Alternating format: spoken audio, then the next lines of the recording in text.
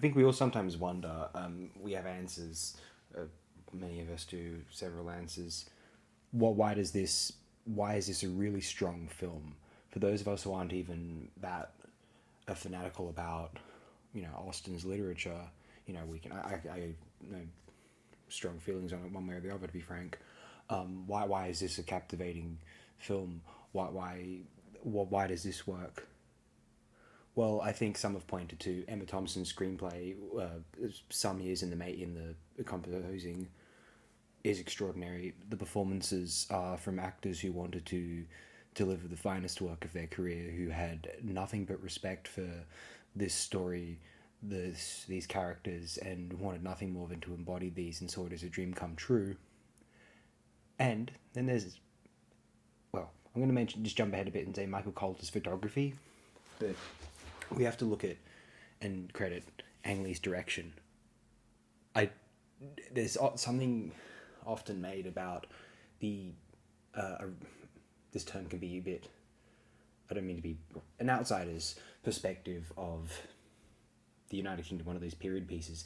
It's distinct from if just another UK director, another British director had directed one of these films.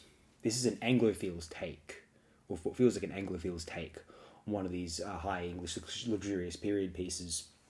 In England, there's a certain skepticism toward these period pieces, perhaps, or when they are liked, there's a certain political angle about it. There's a certain ideology within. Whereas those who are not from the UK and admire this aesthetic, the Anglophiles, that's the term employed, I suppose.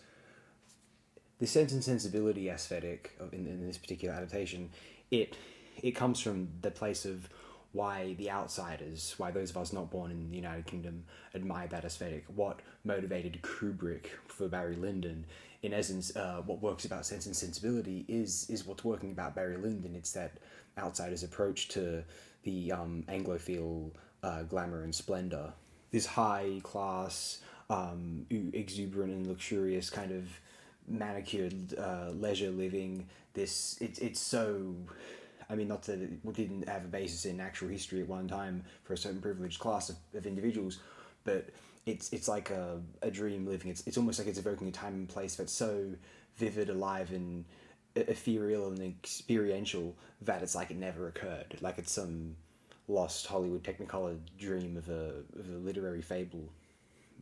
But I guess it does have some basis in a world in which the author occupied at one time. Quite a strong film, in my opinion. A film I admired far more than I ever intended to, and rewatching it, it's still as strong as ever. Thanks again, my friends.